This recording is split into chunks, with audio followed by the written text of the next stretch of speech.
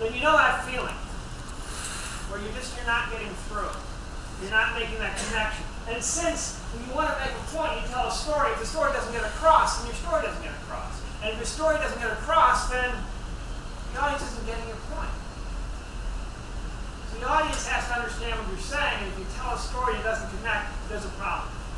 And maybe you've never had this problem. I was having this problem for quite a long time. It's been a challenge of mine. And last year, around Thanksgiving, after a Toastmasters meeting, I went to my Toastmasters mentor. I went to my gray-haired Toastmasters mentor, and I said to him, "You've been my mentor for years. And you've helped clubs, you've helped people in developing their speaking abilities. My stories don't connect. Why aren't the stories I tell connecting?" My Toastmasters mentor said, "Tim, the problem is your characters don't connect. If your characters don't connect, your stories don't connect. Characters must connect."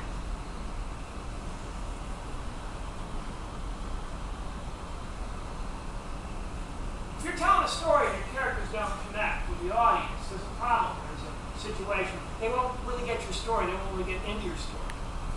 And the thing is that there are three tools. Three tools you have to have if you're going to make that connection. The mentor stepped me through these three tools, and I want to share them with you today. And after this talk, you'll understand better how to make that connection.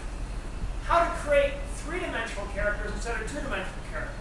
You'll understand what the secret is to really make the audience involved with what you're saying and make the audience really believe your story and get involved in your story. You'll learn all of that in a very short time, and you'll have a handy tool you can use for any story you're creating to make sure every story you create in the future has characters that connect. First challenge speakers have is when they tell a story, sometimes the story seems a little bit fuzzy. You ever heard a fuzzy story? You're not quite sure what's going on? You ever had that experience? If you've ever heard a fuzzy story, you'll know it because you can't quite get in your head what's going on. You know something's happening, you know some people are doing something, you're not quite clear what it is. And that's because the first tool is missing. Without the first tool, you're always going to have fuzzy stories. You're always going to have a problem making that connection. Because characters must connect. What's the number one thing about characters? Characters must connect. Connect, exactly. Most important thing to remember, the first tool is a character must be seen. Characters must be seen. Brief test. Characters must be seen. Thank you.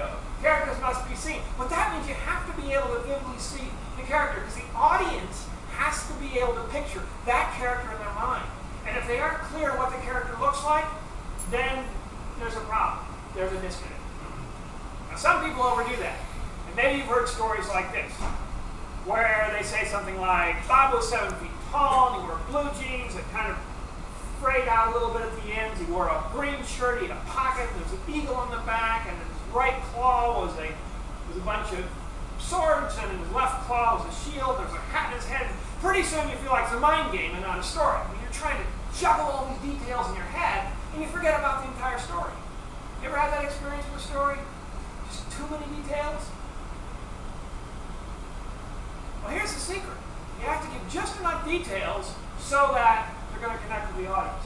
Just enough details so the audience can see things in their mind. And not too many details, and make sure they're relevant details.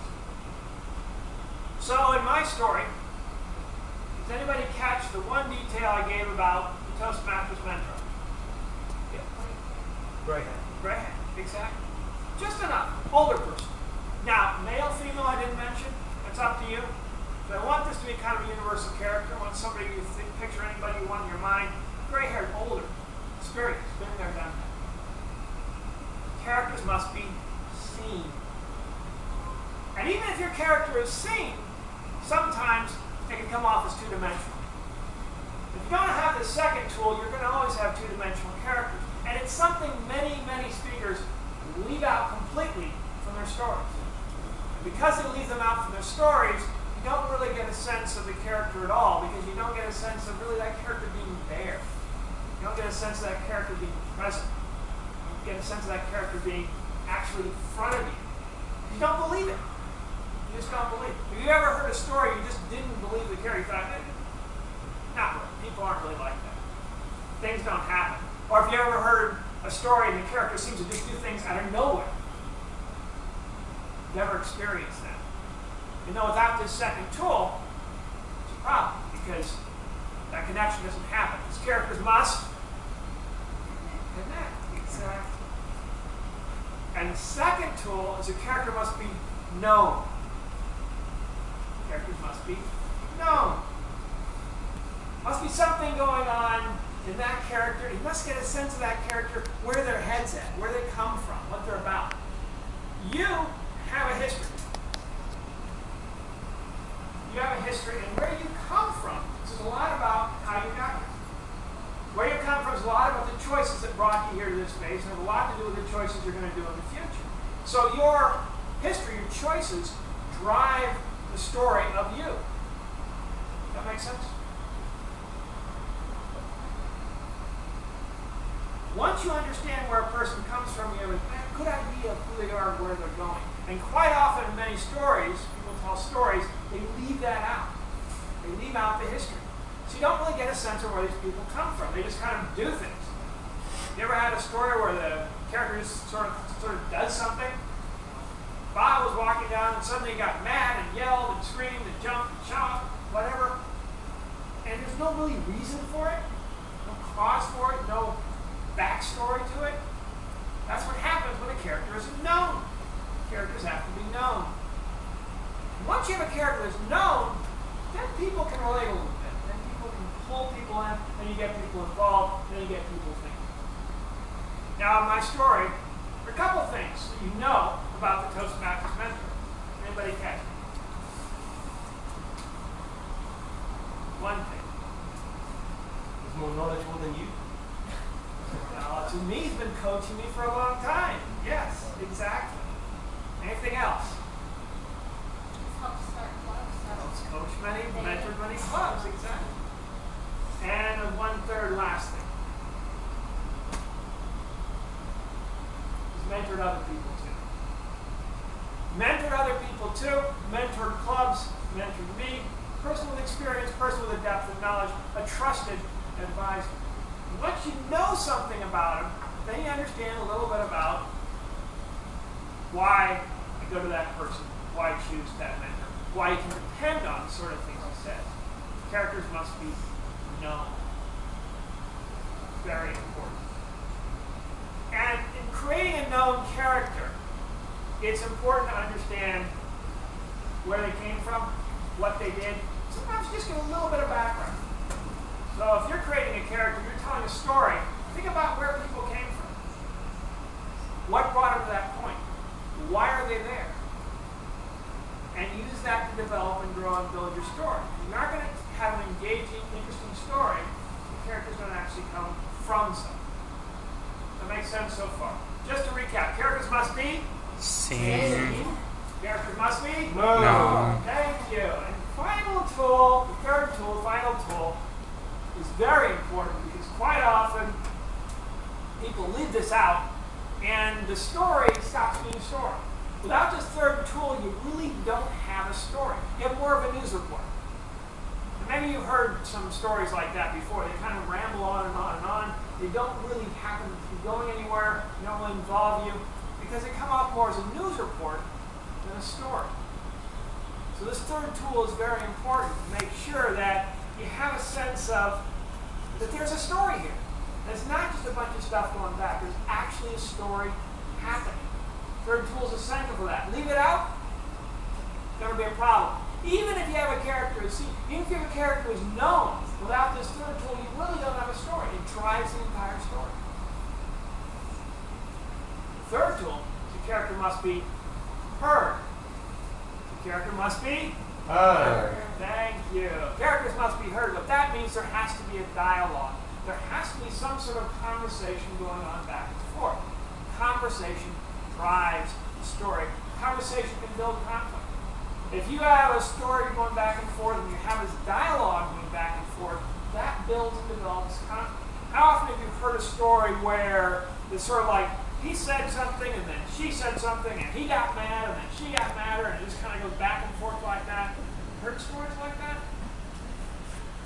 That's the nature of stories. That's what drives stories. That's the normal talking back and forth that we do that drives stories, keeps them going, makes them interesting, makes them involved. So always have a dialogue. And sometimes people will leave dialogue out. They'll leave the dialogue out entirely, and so you have a story which kind of becomes a sort of a narrative. This person said that, and they were doing this other thing, and that person said that, and they were doing the other thing. And if you'll notice, in the story I have, it tells us, was there a dialogue? There's some sort of dialogue going on? People talking? Yeah. There's people talking. And that's really important because you want to hear what happened. You want to hear back and forth. And the challenge is that quite often you tend to leave that out. Tell a story, you leave out the dialogue, you're leaving out the heart of the story. And you can tell you're leaving out dialogue if you say something like, he said that. If you use the word that after said, you know pretty much you're giving a news report. You aren't telling a story. So just want to recap so far, make sure we're all on the same sort of page. Characters must be Seen. Characters must be No. and characters must be Heard. Thank you. Now we come to the technique. It's going to help you develop and build your characters in a way that you never built characters before. It'll be exciting, interesting, involve your audience because you'll be setting them up the right way.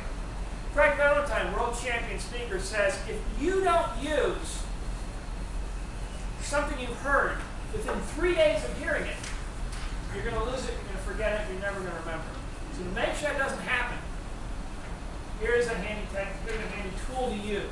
What you do with this is you just take any story that you're working with, or if you aren't working in a story, now create a story. And across the type where it says characters, write in the names of your characters. Notice there's only 3 places here because really for a story, particular presentation story, 3 is about right. If you have 2 is ideal, but if you want to have a 3rd one, that's okay. More than that gets confusing.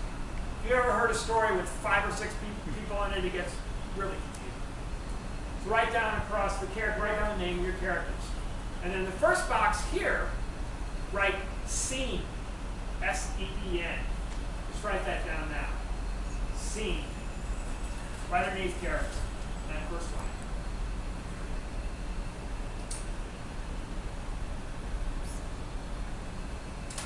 Okay? And then underneath that, write known.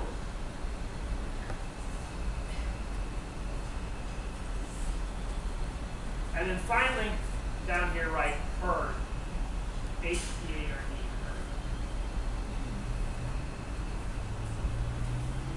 And now you have a handy tool to help you keep track of things. Take a look at your story and see where do you describe the character? Where do people see that character? And if they don't, make sure you include that. Where do people get the background of the character? Where is that character known about? Where does that character come from?